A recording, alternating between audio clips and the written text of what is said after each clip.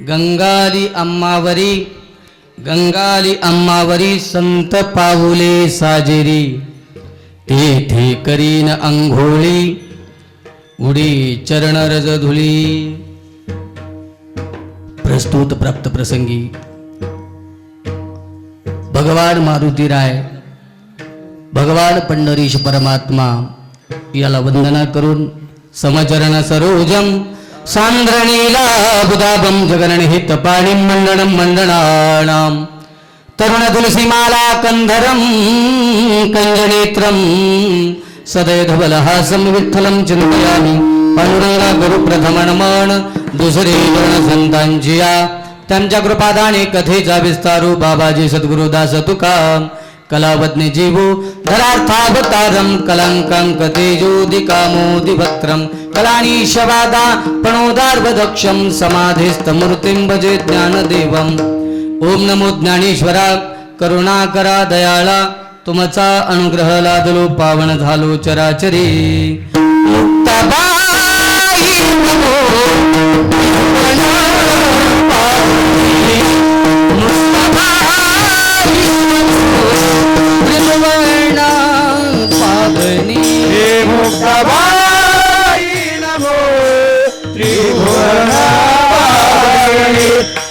मुक्ताबाई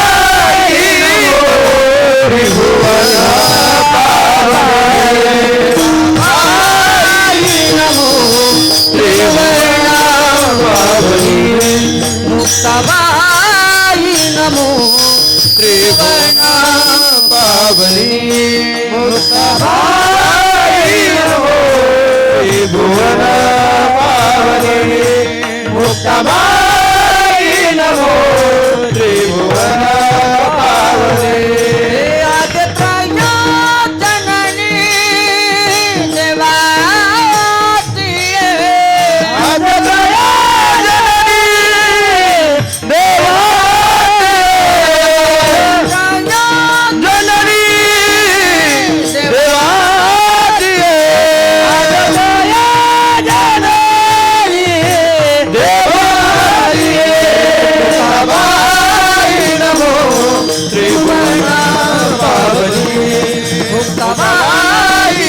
मुक्ताबाई नमो त्रिभुवन पावनी. मुक्ताबाई नमो त्रिभुवन पावनी. मुक्ताबाई नमो त्रिभुवन पावनी. अद्यत्रय जननी देवाची. अद्यत्रय जननी देवाची. अद्यत्रय जननी देवाची.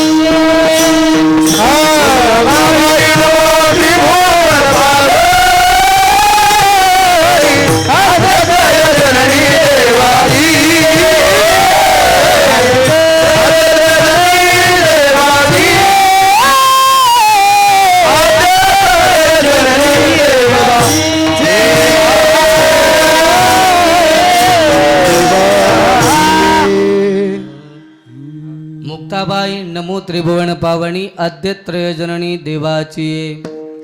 आता बंधुरंग भूमिका कीर्तने उभी होते लोका. टाळ मृदंग श्रोते देखा तया नमन माझे दंडवत. ऐसे नमन करोणी सकळा हरिकथा बोले बोबडिया बोला. अज्ञान म्हणून या पुलिया बाळा चालवी सकळा नमा म्हणे विठाला.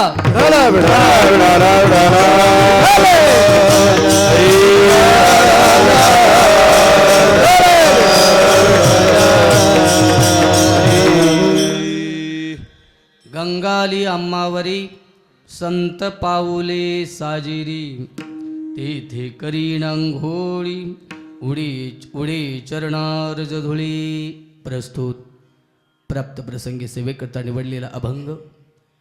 ज्ञान म्हटल्यानंतर ज्ञानेश्वर महाराज, प्रेम म्हटल्यानंतर नामदेव महाराज, शांती म्हटल्यानंतर एकनाथ महाराज आणि वैराग्य म्हटल्यानंतर जगद्गुरू जगदवंदनीय महाराष्ट्रभूषण जगद्गुरू तुकोबाराय यांचा 4 चरणाचा अभंग सेवेकरता निवडलेला विठाल.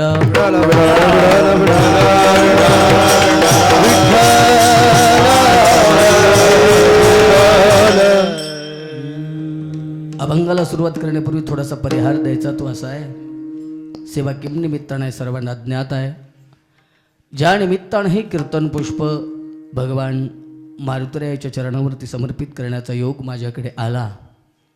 मी म्हणेल की भाग्योदयेन बहुजन्म समर्जितेन सतसंग ममचल भतई पुरुषो यदावय अज्ञान हेत कृत मोह मदांधकार नाशम विदाय हित दुदयते विवेक.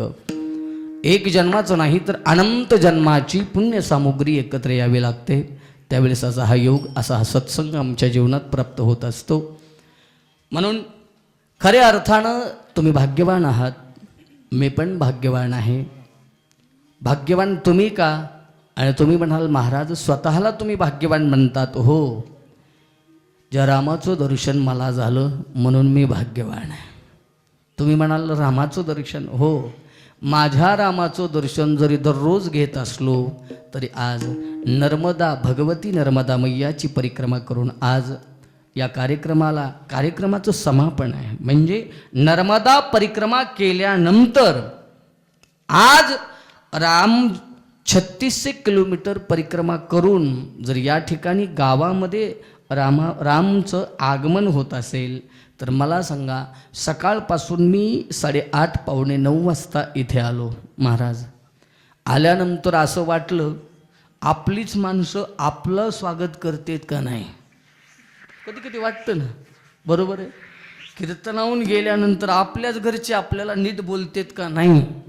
इथंही कुठं कुठं शाश्वती आहे. असं प्रश्न निर्माण होतो. पण इथं आल्यानंतर असं वाटलं लहानापासून लहान आणि मोठ्यापर्यंत रामाच्या येण्याची आतुरता पाहत होते. खरं सांगू, ज्या दिवशी अयोध्येत रामाचं राम मंदिर झालं त्या दिवशी भारतभूमीला आनंद होता की माझा राम केव्हा येईल. पण खरं सांगतो, या गावाला सुद्धा असं वाटलं 3 महिने गेलेला राम माझा कव्वा वापस येईल. प्रत्येकाच्या डोळ्यात, प्रत्येकाच्या चेहऱ्यावरती मी आनंद सकाळपासून पाहत होतो. का? हे काम कुणाचंही नाही. आणि एवढी मंडळी उपस्थित झालेली आहेत. आमचे परम आदरणीय परमस्नेही आमचे बंडोपंत महाराज, परिसराचं वैभव आहे महाराज. कथाकार, कीर्तनकार, गायनात मर्मज्ञ आहेत. आता आमचा स्वर कुठं पळतो आम्हाला माहीत नाही. आमचा पीटीचा आमचा संबंध नाही. फक्त बोलाय सांगा, बोलाय येतं पण ह्याच्यातलं काही कळत नाही. आता गाणारी उत्कृष्ट, वाजवणारी उत्कृष्ट, पण काय रामनं माझी निवड केली. मला सांगितलं गुरुजी तुम्हीच कीर्तन करावं लागेल. मी म्हणलं तुझा गुरुजी असा बघितलेस, कुणीच गुरुजी म्हणणार नाही. गाड्या गावात आल्या दुसरे कपडे होते. 2-3 आले म्हणले महाराज यायचे राहिलेत. मी म्हणलं गाड्या हो महाराज मीच आहे ना, मीच आहे. फेटा बांधला तर वाकाळा ही महाराज आहे, म्हणजे ह्याचं कीर्तन आहे. आता रामलान मला उभा केलं तर ती गुरु दिसतं, मी शिष्य दिसतो. ही वस्तुस्थिती आहे ना महाराज. बरं ह्याच्यात सोडा, आता एक आमच्या दत्ताचं लग्न झालंय म्हणून बरं झालं महाराज. दत्तान मी तर सोबत हिंडायला तर ती म्हणायची, त्याला म्हणायचं गाड्या तो गाडीच्या महाग तरी बसर. लोकांनी मला तर महाराज म्हणू दे. आता त्याची बॉडी ती दिसायला कसं, ह्याच्यामुळे ह्याने हार आणला आणि ह्याने घातला. पटकन काढालो राम म्हणते राहू द्या. मी म्हणलं गाड्या हारापेक्षा महाराजच बारीक दिसायला. पुन्हा ही म्हणले नाही बांधतो मागून. हा प्रेम आहे. आणि एक लक्षात घ्या, या प्रेमानिमित्त ही सर्व महाराज मंडळी, वारकरी संप्रदायातील ज्येष्ठ आणि श्रेष्ठ मंडळी इथं उपस्थित आहे. तुमच्या गावाचं प्रेम सुद्धा आम्ही गेली 3 तासापासून पाहतोय. एक वाक्य लक्षात राहू द्या, जोपर्यंत आपलीच माणसं आपल्या माणसाची किंमत करणार नाहीत ना, तोपर्यंत बाहेरची माणसं कधीच त्याची किंमत करणार नाहीत. म्हणून आनंद वाटला ना महाराज, आपल्या माणसानं आपल्या माणसाला कुठंतरी मोठं म्हणायला शिकलं पाहिजे ना. आणि मला खरंच भरून आलं महाराज. डाकणे महाराज ज्यावेळेस माझ्यापाशी होता ना, मी ह्याला इतके अक्षय दादाला माहिती आहे, ह्या पोरांना माहिती आहे, दत्ताला माहिती आहे, महादूला माहिती आहे, सर्व पोरं आता सर्व पोरांना माहिती आहे. त्याला मी म्हणायचं इडी हळद नीट कर, अभ्यास कर काहीतरी. ती म्हणायचं गुरुजी फक्त मला वाजवायचे, दुसरं काही सांगू नका मला. मी म्हणायचं मी डोका आपटितो तुझ्या पुढी, पण तू त्याच्यात काय बसत नाहीस, तू इकडं चल र. हां हां त्याला म्हणायचं, ती म्हणायचा गुरुजी आपली द्या, पण कसं द्या. आता ते तुम्हाला नाही, साधूच्या खुणा साधू जाणती बरं का. पण महाराज योग असा असतो कुठेतरी. मी कधीही आमच्या पोरांना सांगत असतो, मी कधी कुणाचा गुरु नाही, गुरु मला म्हणायचं नाही. आणि नियम आहे महाराज, लक्षात घ्या, मी एक प्रकारचा मार्गदर्शक आहे, पण गुरु कधी असू शकत नाही. लक्षात राहू. मार्ग दाखवल्यानंतर ज्या गोष्टी करायच्या होत्या तेवढ्या केल्या महाराज. आता दोघं जण उपस्थित नाहीत याच्याबरोबरची कथा शिकणारी, हा बी कथा करतो महाराज बरं का. बंडोपंत महाराज ती मध दिसायली का कलरबाज, हा कलरबाज आहे ती. त्याला म्हणलो कलरबाज येऊन उख राहा. ते म्हणला गुरुजी आताच स्वामी समर्थाच्या मेन गाभाऱ्यात भागवत करून आले. आता मी म्हणलं येड्या एवढ्या कथा केल्या रे, मला दर्शनाला येऊ दिलं नाही कुणी, आणि तू गाभाऱ्यात असेच लोक आणि तिथं कथा करून आला. आता मग तिच्याकडे बी बघितलं आणि माझ्याकडे बघितले, ती काय दिसेल तुम्हाला, मोठा दिसेल का नाही. अहो पण माझं 39 38 39 चालू, ती 26 27 वर्षाचं, तरी बी ती मोठं वाटायला तुम्हाला. हां म्हणजे मला तरुणच समजायले तुम्ही. हा प्रेम आहे म्हणून लक्षात घ्या, रामासाठी आलेली मंडळी आहेत. नर्मदाची परिक्रमा करणं खऱ्या अर्थानं एखाद्या वेळेस माझ्या ज्ञानोबारायला विचारा, माझ्या तुकोबारायला विचारा. तुकोबाराय ज्ञानोबाराय सुद्धा म्हणतात नर्मदा परिक्रमा करणं हे कुणाचंही काम नाही. म्हणून ही नर्मदा परिक्रमा ज्याला घडत नाही, ज्याला करता येत नाही, त्यासाठी आमच्या ज्ञानोबाराय तुकोबाराय यांनी काय केलं, हा आषाढी वारी केली महाराज. केली का नाही आषाढी वारी? तुम्हाला तिकडे जाता येत नाही ना, मग तुम्ही काय करा, चला ह्या वारीला चला. आता वारी तरी करा, निदान वारी तरी करा. आता काही काय माणसं परिक्रमा, ज्याला आपण इकडं काय म्हणू प्रदक्षिणा, असंच की हा प्रदक्षिणा म्हणा. आता प्रदक्षिणा करताना तुम्ही तुमच्या मारुतीरायाची प्रदक्षिणा करताना खरं सांगा, मनातून प्रदक्षिणा नीट देवाचे चिंतन करून होती का महाराज? एक घडीचा काटा लावला तर मंदिराला फिरायला 30 सेकंद लागतात. या मंदिराला या 30 सेकंदामध्ये सुद्धा माणसाचं मन त्या मंदिरात लागत नाही, तर 3600 किलोमीटर परिक्रमा करणं सोपं आहे का? नाही. मग नर्मदा मा भगवती नर्मदेचं महत्व काय आहे? परिक्रमा प्रदक्षिणा नेमकं करावी का? तुम्हाला ज्ञात आहे, मला जास्त खोलवर जायचं नाही, मी सहज सांगून जाईल. आज निमित्तच ते आहे ना दादा. ऐका, ज्या नर्मदेची पूजा आम्ही करतो, ज्या नर्मदा मैयेच्या पूजा करण्याचं कारण काय आहे? माझे गुरुवरी शांती धर्मानंद सरस्वती सांगायचे मा नर्मदा मैयाची परिक्रमा ज्याने केली, तर तुम्ही तिथं दुसरं एक शास्त्र आहे महाराज, गंगा पापम शशी तापम. गंगा काय करते हो? उत्तर आहे का, दोन्हीचा संबंध लावेल. जर नर्मदेचं महत्व सांगायचंय तर मग गंगा अपवित्र नाही ना, म्हणून गंगेचा आणि नर्मदेचा संबंध लावत असताना गंगा काय करते? पापाचं उन्मूलन करते. गंगा पाप नष्ट करते, बरोबर आहे. पण गंगेचं नुसतं उच्चारण केलं तरी पाप नष्ट होतं. गंगा गंगा सकळ दोष जाती भंगा, सकळ दोष जाती भंगा, सकळ दोष जाती भंगा. देवाचे भक्त गंगा गंगा, सकळ दोष जाती भंगा, सकळ दोष जाती भंगा,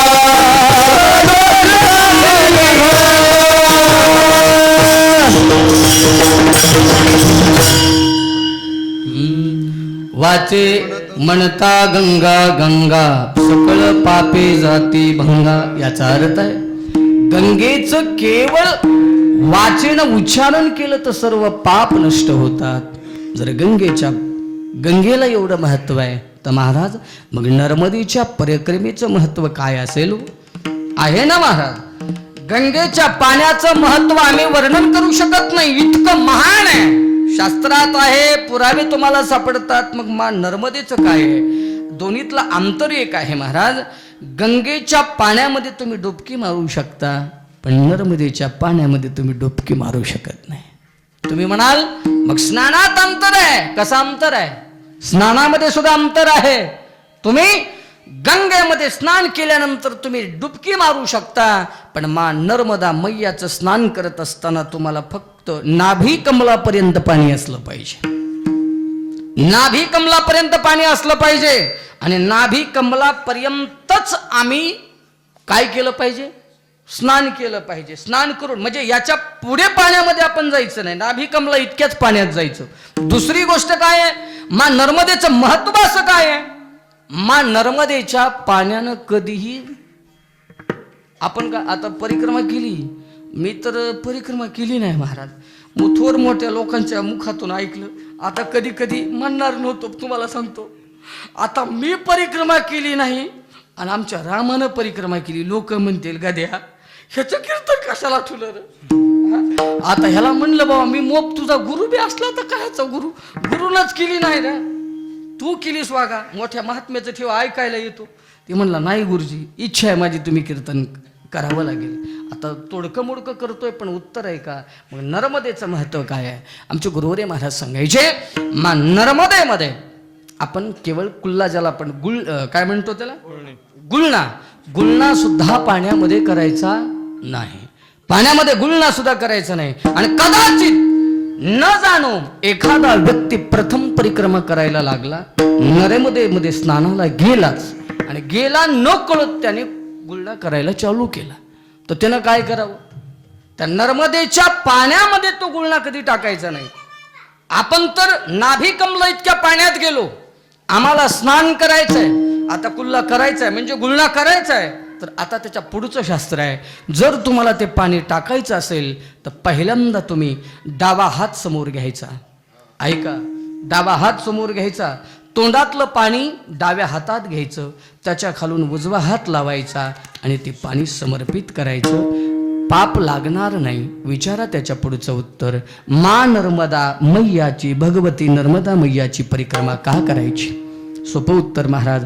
एकाने मला सहज एक प्रसंग आठवला आणि मला सांगितलं म्हणून सांगतो.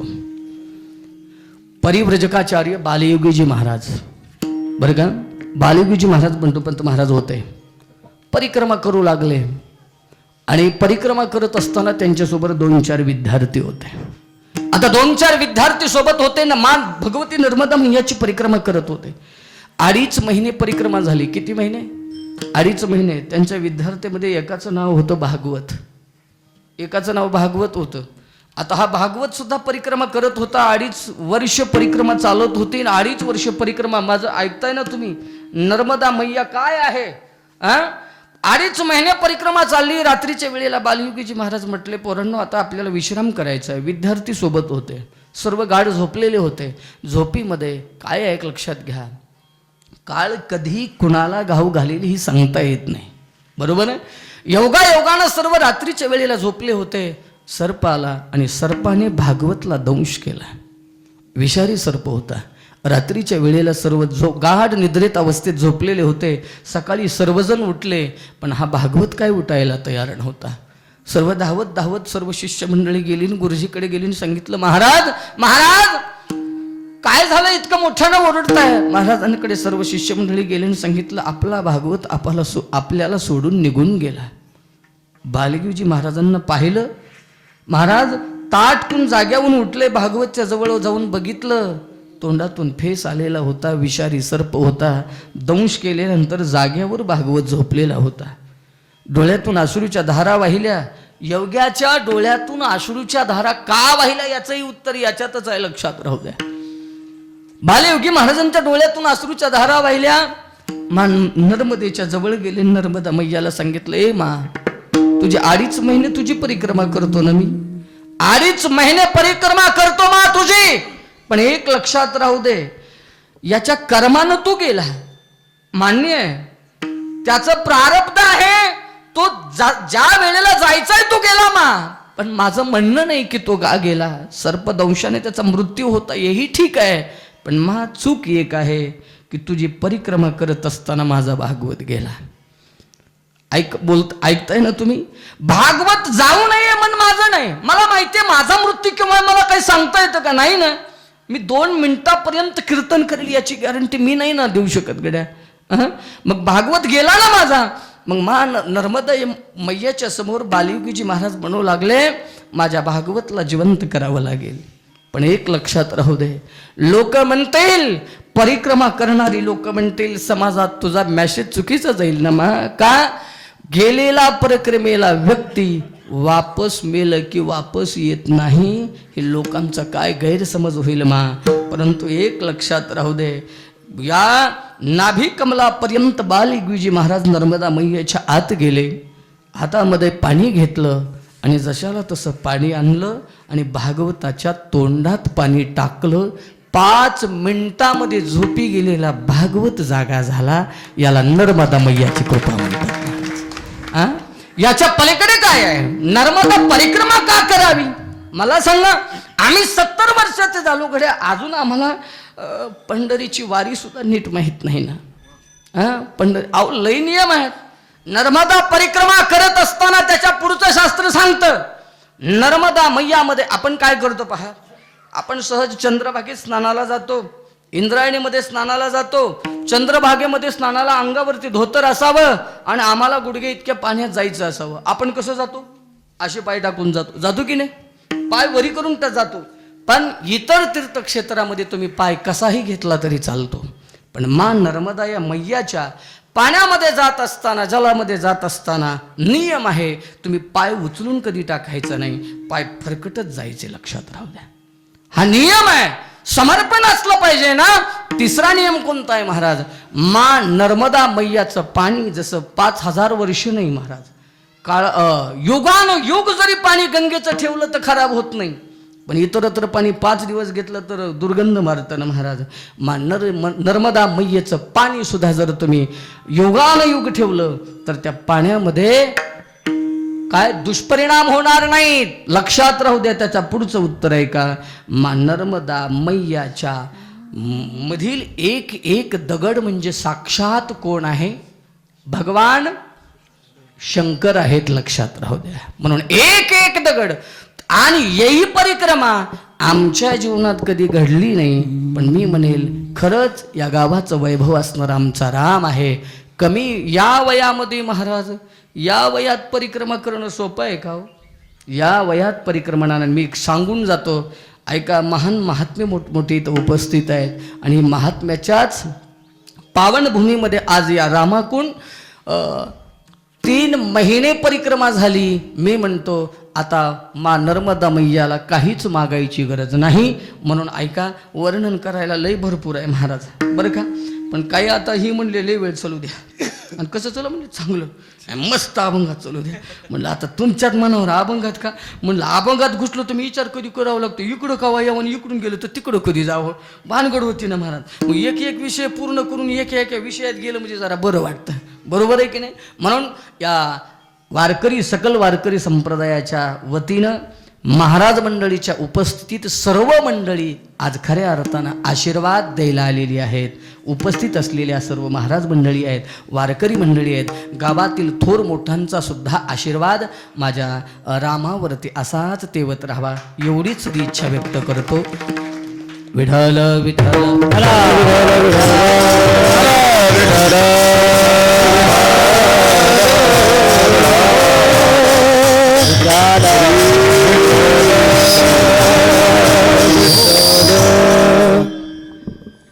गंगाली अम्मावरी संत पाऊले साजिरी. महाराज या अभंगाचा संबंध सुद्धा असाच आहे. लक्षात राहू द्या. संबंध कसा आहे?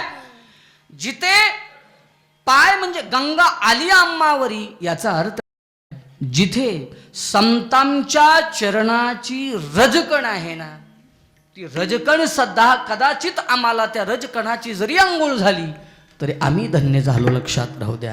म्हणून कदाचित गंगेला न जाता सुद्धा इथं तुम्ही किती भाग्यवान आहात हा अभंग निवडण्याचंच कारण आहे. काय?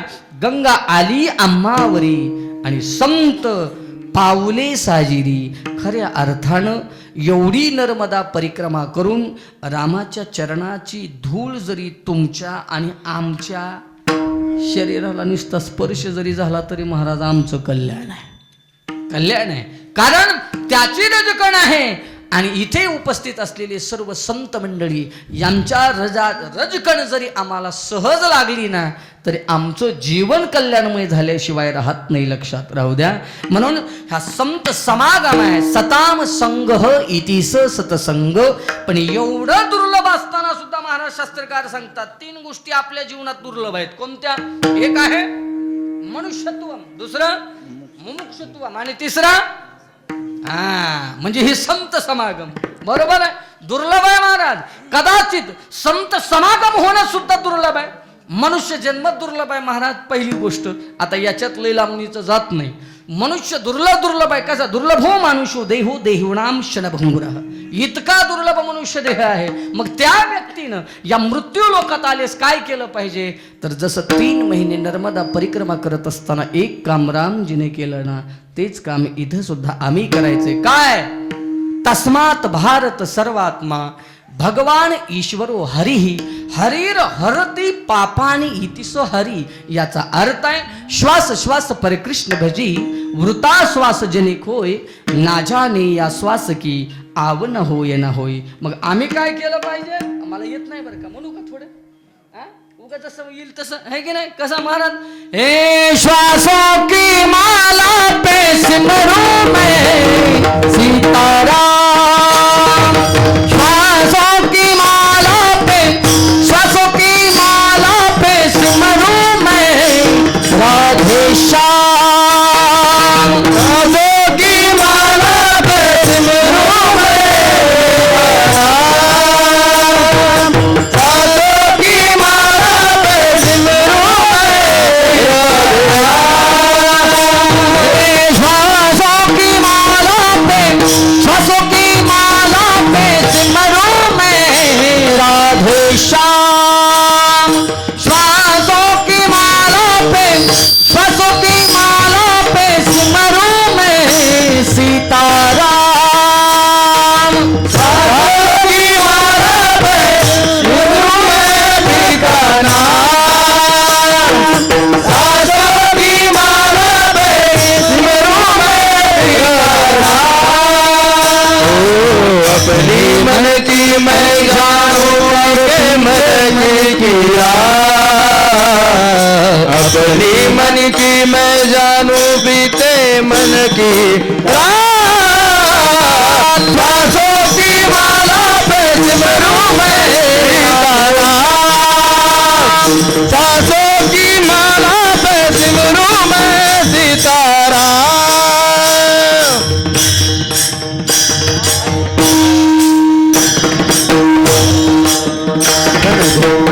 वाह. अपने मन की मैं जानूं और पी के मन की बात. जमतंय थोडं थोडं मला, है की नाही? श्वासों की माला पे सिमरू मैं राधे श्याम सीताराम. केलं पाहिजे ना महाराज. म्हणून त्या क्षणाला त्या वेळेला आम्ही सुद्धा, नाही तर होतं काय सांगू? क्षणभंगुर की कलिका कल प्रहत समय केली न केली मल याचक की शीतल गंध सुमेर चली न चली. आम्ही घेतलेला श्वास आम्ही केव्हा टाकू ही आमची आम्ही स्वतः गॅरंटी देऊ शकत नाही ना गड्या. म्हणून एक लक्षात राहू द्या, जीवनामध्ये सुद्धा हा आम्हाला योग प्राप्त होतोय. दुसरी गोष्ट आहे काय आहे, जगद्गुरु तुकोबाराय सांगतात आम्हाला सुद्धा इथे गंगा आणायची आवश्यकता नाही. संतांची भेट होणं म्हणजेच साक्षात गंगेमध्ये स्नान होणं. त्याच्या पुढचं बोलले ना महाराज, संत पाऊले निष्ठ पावलाची रजकण जरी आम्हाला कदाचित लागली ना तर आमचं जीवन कल्याणमय झाल्याशिवाय राहत नाही. आमचं सर्व पाप नष्ट झाल्याशिवाय राहत नाही. महाराजांना विचारलं का हो महाराज, मग अशा संतांचा सहवास जरी आमच्या जीवनात लाभला, मी म्हणेल 3 महिन्यामध्ये मोठमोठ्या महात्म्याचं दर्शन रामाला झालं. बरोबर आहे की नाही? रामाला दर्शन झालं. त्यामध्ये इथे सुद्धा योग एवढा आहे की तुम्हाला सुद्धा मोठमोठ्या संतांच्या दर्शनाचा योग प्राप्त होतोय. म्हणून एक गोष्ट लक्षात राहू द्या, मी कधी कधी सांगत असतो महाराज, संतों की सन्निधि जीवन को परिवर्तित कर देती है. संतों का क्षण और अन्न का कण जीवन में कभी बर्बाद मत होने देना. आमचे गुरुवरे महाराज सांगायचे. कारण का आमच्या जीवनामध्ये एक क्षण जरी संतांची संगती आम्हाला लागली ना तर आमचं जीवनाचं कल्याण झाल्याशिवाय राहत नाही ना. म्हणून हा सत्संग आहे, लक्षात राहू द्या. आणि अशाच या सत्संगामध्ये अवगाहन जर आम्ही करू ना तर आम्हाला निश्चित स्वरूपामध्ये आमच्या पवित्र आम्ही झाल्याशिवाय राहत नाही. महाराजांना विचारलं मग आंघोळ करणं म्हणजे नेमकं आंघोळ कुठं करणं? बरोबर आहे. गंगा आमच्याकडे आली ना, मग गंगा आली. आता मग महाराज गंगेमध्ये 3 महिने नर्मदेत डुबकी लावली. आम्ही 21 दिवस 1 महिना आषाढी वारी केली. पंढरपूरमध्ये चंद्रभागेत स्नान केलं. इंद्रायणीमध्ये सुद्धा आम्ही स्नान केलं. आता मला सांगा आंघोळ करणं, आंघोळ या शब्दाचा अर्थ काय आहे? आंघोळ म्हणजे कोणती आंघोळ? आता त्याच्यात 2 प्रकार आहेत महाराज. आता शास्त्रकार सांगतात इथंही आम्हाला काय करावं लागेल, थोडं थोडं अनुमान लावावं लागेल अभंगामध्ये सुद्धा. आता जगद्गुरु तुकोबाराय म्हणले काय, वाच्यार्थ वेगळा आणि लक्षार्थ वेगळा आहे. आंघोळ हा शब्द घेतला तर हे आंघोळ बाह्य शरीराची आहे. बरोबर आहे. हा बाह्य रंग आहे ना. आंघोळ शरीराला पवित्र ठेवण्यासाठी आंघोळीची आवश्यकता आहे. बरोबर आहे. पण इथं आंघोळी या शब्दाचा अर्थ बाह्य रंगाने घ्यायचा नाही, अंतरंगात येऊ आपण. जर आम्हाला मनाला पवित्र ठेवायचं असेल, शुद्ध ठेवायचं असेल, चांगलं ठेवायचं असेल तर कशाची आवश्यकता आहे? कशाची? सत्संगाची आवश्यकता आहे, सत्संगतीची आवश्यकता आहे, सत्विचाराची आवश्यकता आहे. आणि जिथे सत्विचार येतात, जिथे सत्संग आमच्या जीवनात येतो त्याच्या पुढचं उत्तर आहे का? महाराज म्हणतात आम्ही एखाद्या वेळेस गंगेमध्ये स्नान, नर्मदेमध्ये स्नान केल्यानंतर आमची वृत्ती पवित्रच होईल असं आहे का? होईल का? नाही होत. सोपं सांगू महाराज, माझे गुरुदेव महाराज सुंदर उदाहरण द्यायचे. नर्मदा मैयामध्ये ज्याचं घरच कडला, नर्मदा मैयाच्या अमरकंटकला राहणारा व्यक्ती दररोज नर्मदा मैयातच आंघोळ. आता उगमच थांबते तो. मग आता आंघोळ करावी, पण मग त्यांनी सांगितलं गड्या आम्ही 4 दिवस जाणाऱ्या माणसामध्ये जर कदाचित परिवर्तन होत असेल तर तो त्याचा देह पवित्र होत असेल तर तिथं राहणाऱ्या व्यक्तीचा देह पवित्र का होणार नाही? कदाचित बाह्य रंगाची पाप तुम्हाला त्या नर्मदा मैयामध्ये स्नान केल्यानंतर नष्ट होतील, पण अंतरंगाची पाप कधीही नष्ट होऊ शकत नाहीत. याचं कारण आहे, सहज मी सांगून जातो तुम्हाला. बाह्य रंगाचं पाप म्हणजे काय? बाह्य रंगाचं पाप म्हणजे चलत चलत आम्ही कुणाचे तरी 10 रुपये हाणणं. बरोबर आहे. महाराजाचं कीर्तन झालं की चप्पल कुणीतरी घेऊन जाणं हे पाप आहे, पण हे बाह्य रंगाचं पाप आहे. आता अंतरंगाचं पाप काय आहे? त्या नर्मदा मैयामध्ये स्नान केल्यानंतर ते पाप नष्ट होतं, पण अंतरंगातल्या वृत्तीचा नाश होऊ शकत नाही. आता ऐका, मग मा गंगा, भगवती नर्मदा आणि संत चरण या तिन्हीचा समन्वय कसा लावायचा? उत्तर ऐका. आता समन्वय कसा आहे?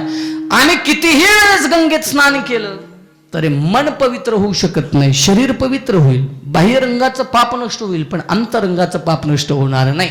सोपं सांगून जातो. काय आहे, माणूस नर्मदा मैयाच्या कडेला होता. त्यानं सांगितलं तो लोकांचा दृष्टिकोन, रस्त्याच्या कडेने जात असताना वाळू होती, वाळूत स्नान केलं आणि स्नान केल्यानंतर योगानं त्याला रस्त्याने महाराज येताना 1 रुपयाचं नाणं सापडलं. किती रुपयाचं? 1 रुपयाचं नाणं सापडलं. यानं विचार केला नाही गड्या, आता आपण एवढं सर्व सांगितलंय, आपण आता कसं राहिलं पाहिजे? आपल्याला इच्छा करायची नाही. आता आजपर्यंत भरपूर पाप केले, पाप आपण नष्ट करण्यासाठी नर्मदा मैयाचं स्नान करण्यासाठी आलो, स्नान केलं, 1 रुपयाची इच्छाच नाही म्हणे. पण इच्छा झाली त्यानं म्हणला काय हरकत नाही, नर्मदा मैया काही लय लांब नाही. अहमदपूरमधून नर्मदा मैयाकडे जाणं काय सोपं आहे का? इथून लातूरून बीडून इतक्या लांबून नर्मदा मैयाकडे जाणं, इथल्या इथंच रुपया म्हणला काय हरकत नाही. पाप काय होतंय? उचलायचं आणि लगेच डुबकी मारायची, पाप नष्ट. बरोबर आहे. त्यानं तो रुपया घेतला आणि खिशात घातला आणि त्यानं म्हणला काय हरकत नाही, नर्मदा माया जवळच आहे म्हणला. गेला, स्नान केलं आणि पाप नष्ट झालं.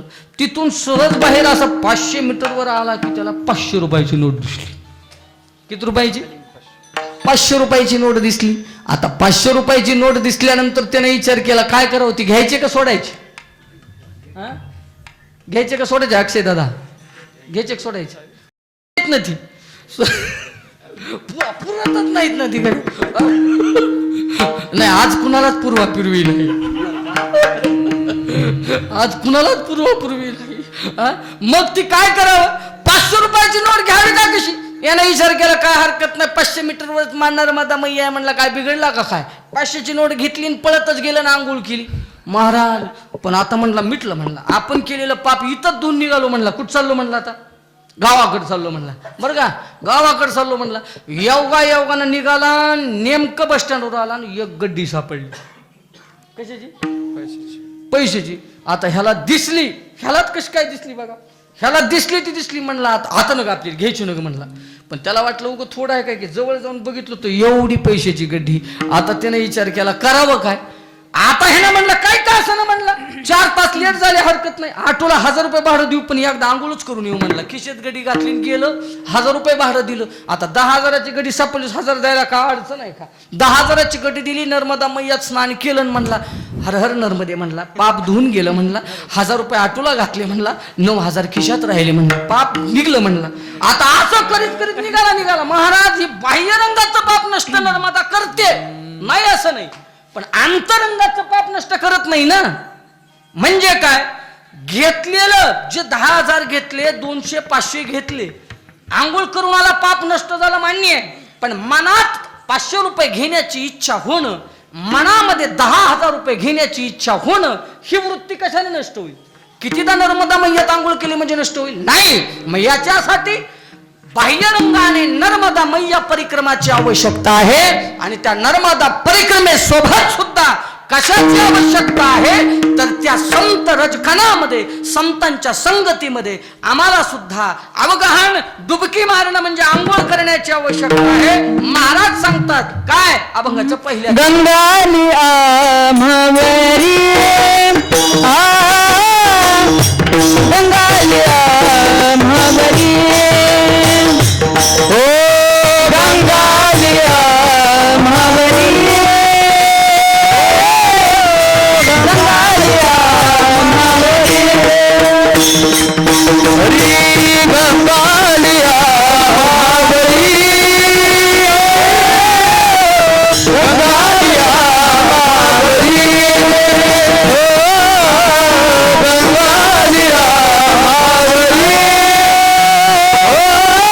गंगाली आम्हावरी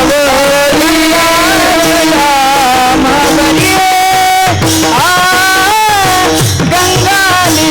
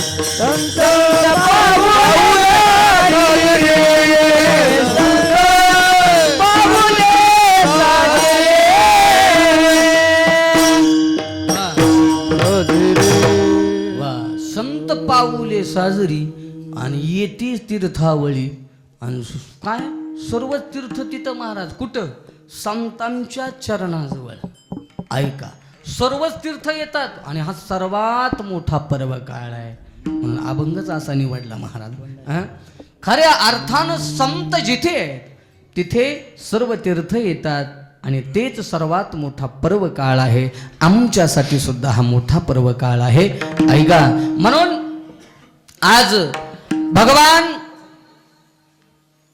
विठ्ठल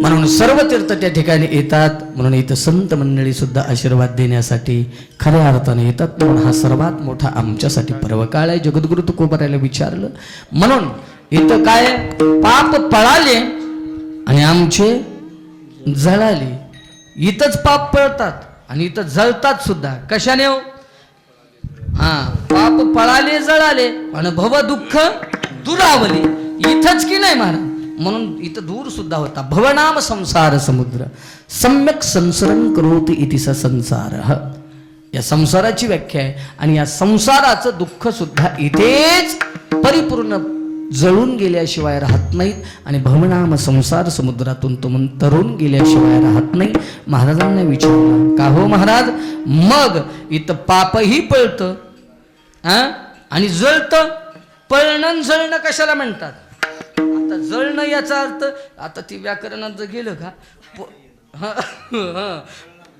पळणं म्हणजे येऊ शकतं आणि जळणं म्हणजे येऊ शकत नाही म्हणजे याचा अर्थ पुनरपि जन्मम पुनरपि मरणम पुनरपि जननी जठरे शयन यह संसारे खलु दुस्तारे कृपया पारे पाहि मुरारे भज गोविंदम भज गोविंदम भज गोविंदम मूढमते महाराज इथून येणं आणि जाणं काहीच नाही महाराज आता इथं लई नाही करीत आता सर्व उपस्थित मंडळी आहेत थोडं पुढचा बी प्रोग्राम आहे म्हणून पळालं काय झळालं काय याच्यात आपण जर केलं तर आपण थोडंसं पुन्हा पाहू एखाद्या वेळेस बरोबर आहे म्हणून भव दुःख दुरावले आमच्यातले सर्व दुःखाची निवृत्ती सुद्धा केवळ संत सहवासामध्ये आपण धरू संतांच्या चरणाच्या धुळीमध्ये आम्ही आंघोळ करतो तुकोबाराय म्हणतात म्हणून आता महाराज म्हणतात आता काय करायचंय तर आता फक्त एकच करायचंय हातानं टाळी वाजवून भजन करायचंय विठोबा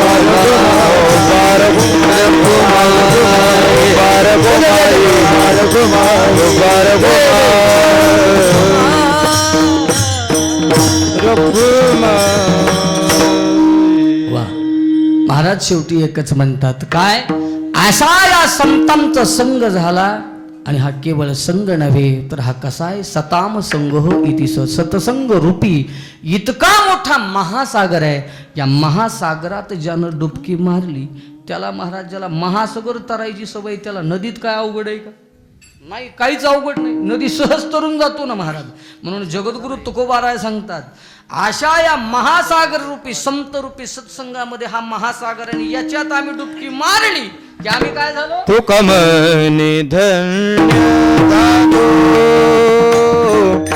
तू कमनी धन्य झालो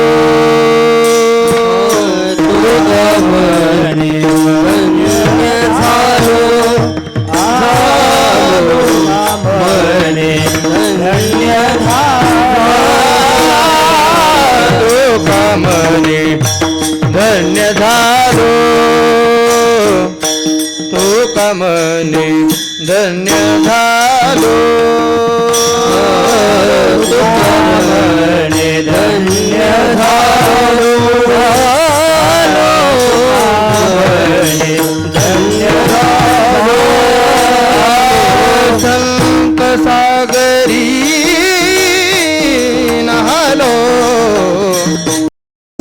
संत सागरी नहालो तेथे करीन आंघोळी उडे चरण रज धुळी सागरी नहालो संत सागरी नहालो तेथे करीन आंघोळी उडे चरण रज धुळी येथी तीर्थावळी पर्व काळ सकळ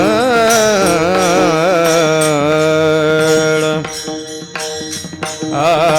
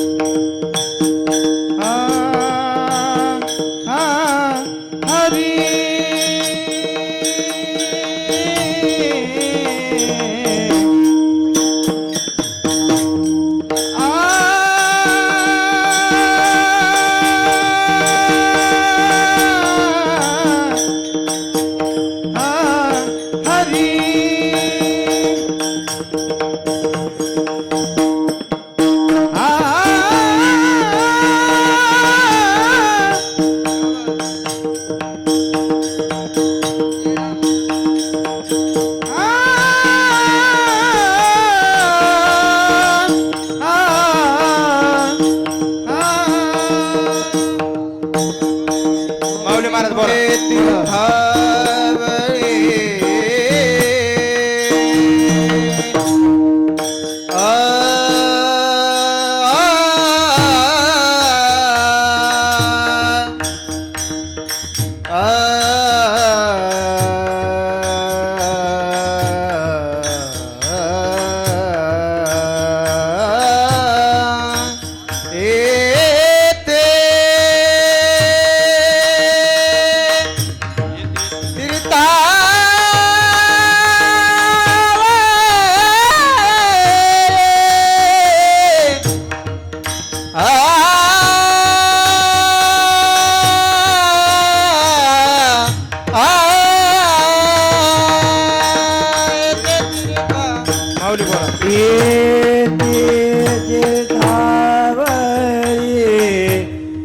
पर्व काळ सकळ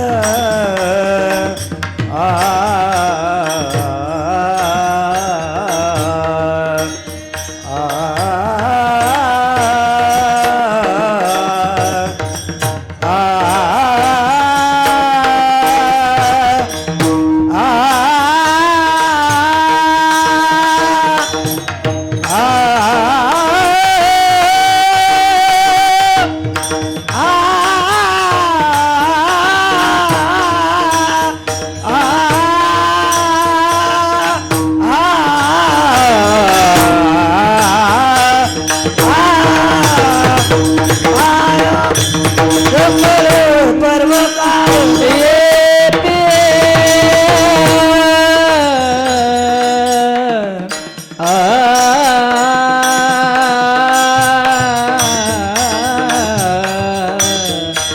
येते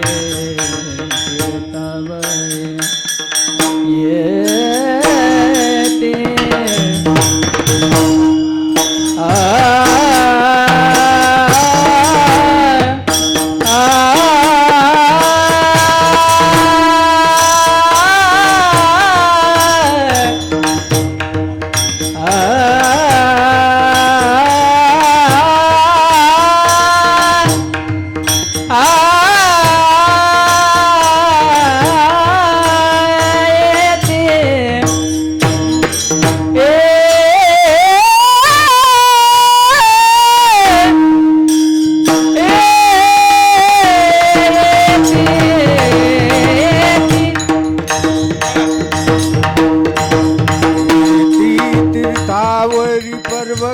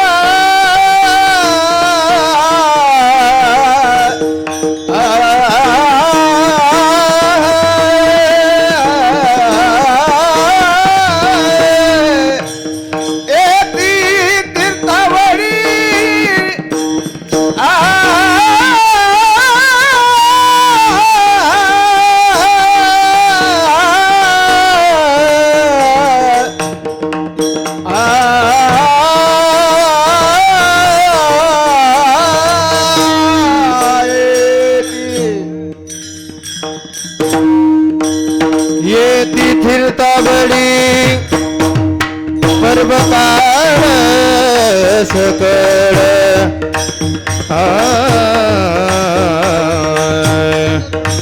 येती पर्व काळ सकाळ करीते आंघोळी पुढे चरण रथधुळी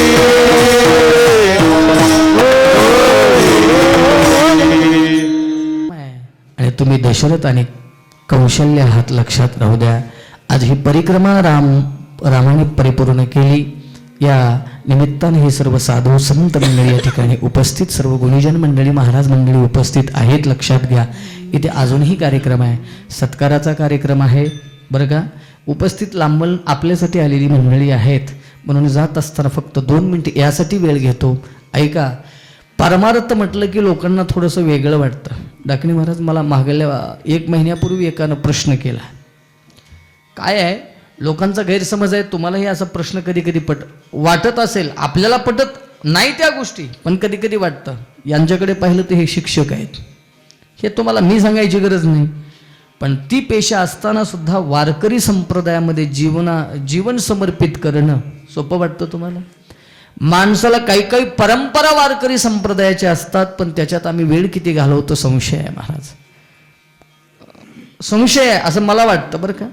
पण ही परंपरा टिकवणं, या परंपरेमध्ये जीवनाचा आपण प्रवाह आपण तेवत रित्या ठेवणं सुद्धा कठीण आहे. लक्षात राहू द्या, ही कोपऱ्याची मंडळी आहेत, मला वाटतं तुमच्यात मी 12-13 कथा केल्या असतील आताच्या कोरोनापासून. नाही, हे गाव म्हणजे विचारूच नका, कोपरा म्हणजे तुमच्या शेजारचं. 12-13 कथा केल्या असतील. आता चला मी नाही, पण विद्यार्थी, आता ही बी लक्षात राहू दे, ही बी माझंच आहे, ही बी आमचंच आहे, ती बी कथा करते, सर्वच करते. आता काही काही गाव असे झाले की काही मी सोडले आणि पोराली दिले. काही गाव असे दिली की ती फिक्सच पोरांनी करून टाकली. म्हणलं चला काही तुमचं का असं ना, पण एक लक्षात राहू द्या, आज तोही अशोक तुमच्याकडे कथेला येतो, माझ्यानंतर कथा तोच तुमच्या गावात करतो, माझाच आहे आणि राम सुद्धा माझाच आहे. पण एक गोष्ट सांगतो महाराज, मला कधी कधी वाटतं आजच्या काळात एवढा डिफरन्स आहे, एवढ्या अनुभविक असताना तेव्हा ते पलीकडे बसलेलं पोरगं, ते जॅकेटवालं महाराज 3रीला होतं माझ्याकडं, 3रीला. ह्याचं ग्रॅज्युएशन संपलं, आता त्याला दाढी आली, पण मला काय दाढी नीट आली नाही, ही सर्वांना माहिती आहे. त्याला दाढी आली पण मला काय नीट आली नाही. आता पोरं म्हणते दाढी काठूत नव्हतं, मला आवड नाही तुला नाहीच तर आवड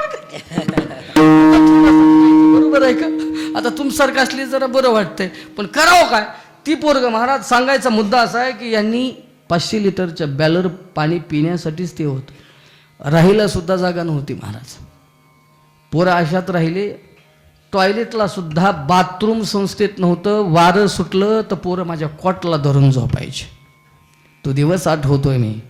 ही पोरांनी रात्रंदिवस, मी सांगत असतो, एक विद्यार्थी संस्थांचं बांधकाम 17 पाषाणाचे दगड एका दिवसात एक विद्यार्थी फोडतो.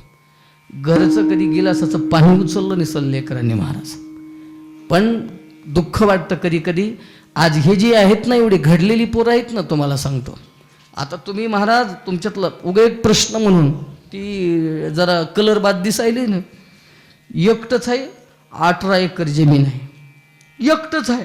मी म्हणत असतो तुला काय गरज आहे, ती म्हणतोय न ग भावा, इथं राहिलेलं फायदा आहे. त्याला फायदा कळाला पण आपल्याला का कळना. त्याचा पुढचं सांगतो महाराज. राम आला महाराज, मी नियम लावला होता, भागवत शिकायचं ना तुला, तोही भागवत करतो, दत्ताही करतो, पलीकडला करतो, तो का तो करतो. आता त्याचं रामायण चालू आहे, कथा करायले. मी त्यांना सांगितलं, फक्त नियम होता महाराज. आता ज्यानं वाजवला ना पकवाज, अक्षय दादा, त्याचा बारका भाऊ बी विजय आणि राम ही जोडीच महाराज. रामासोबत विजय होता आणि विजयासोबत राम होता, पकडच होती अशी. हा, मग ती पकडच होती अशी, पण आज विजय नाही, आज कार्यक्रमाला आहे म्हणून ती. पण ती घर त्यांचं काय ती वेगळं आहे, खातं काय ताण नाही. पण एक सांगतो महाराज, कष्टातून परिश्रमाशिवाय काही मिळत नाही. म्हणून लोकांना जरी वाटत असलं, आज गाडी घेऊन हिंडायले, जॅकेट घालून हिंडायले महाराज, 10 रुपये गेले, 5 रुपये गेले, लोकांचा गैरसमज आहे महाराज. पण एक वाक्य लक्षात घ्या, 2 तासामध्ये आम्ही इथं बोलतो, उभारतो, लेकरं बोलतात ना महाराज, त्याच्या मागलचं समर्पण कधी हे बघत जा. संप्रदायामध्ये त्यांनी समर्पण कितपत केलं. सोपं आहे का महाराज. वाजवा येणं, गायला येणं, मात्रेत हुकलं तर घोळ होतो. दाद्या माझ्याकडे बघायला मी म्हणलं, ती ठोबा रुक्माई म्हणतात का, मी म्हणतोय रुपावळी केली, ती बी थांबली, मी बी थांबलो. पुन्हा त्यांनी पकडलं, पुन्हा विठोबा रुक्माई. आता नाही, सुरुवातीचा विठोबा रुक्माई ती बघायला माझ्याकडे. आता त्याच्यात बी लय घोळ आहे ना पुन्हा, ती काही येत नाही आपल्याला. आपला ठाव ठिकाणा फिक्स झालं की कुमाई फिक्स तेवढं तरी करून ठेवावं लागेल ना महाराज. म्हणून हे प्रेम आहे, लक्षात राहू द्या. आलेली सर्व मंडळी उपस्थित आहेत. म्हणून जाता जाता रामच्या आई आणि वडिलांच्या चरणावरती कोटी कोटी दंडवत करतो की असा तुम्ही हिरा जन्माला घातला. असंच प्रेम, रामच्या हातानं तुमची सेवा आणि अशीच नर्मदा मैयाची सेवा, अशीच साधू सेवा घडावी, संत सेवा घडावी, एवढीच राधाराणीच्या चरणी, माधवबाबांच्या चरणी, हनुमंतरायाच्या चरणावरती प्रार्थना करतो आणि सेवेला याच ठिकाणी पूर्णविराम करतो. तत्पूर्वी महाराज मंडळीचा सत्कार या ठिकाणी होणार आहे. राम तू नको, कुणाला तरी बोलायला आरती डायरेक्ट का?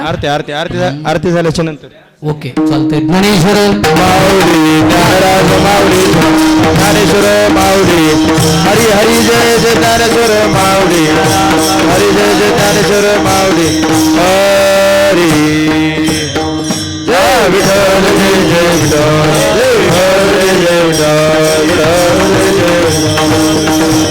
आ बोले बोले वाकुळे उत्तरे पराज महाराज हे उच्चारिला दे पारम्या पुरा पराज महाराज हरी मने ज्ञानेश्वरा नाका पाया पैकिंकरा पराज महाराज देव तुकारा काली समाधान तुम जय देखील कर वाडी कपन येते सापडली बामने भोगीला निवारला करून आरती चक्रपाणी हरी पाहो सकळा पुण्यवंत तुम्ही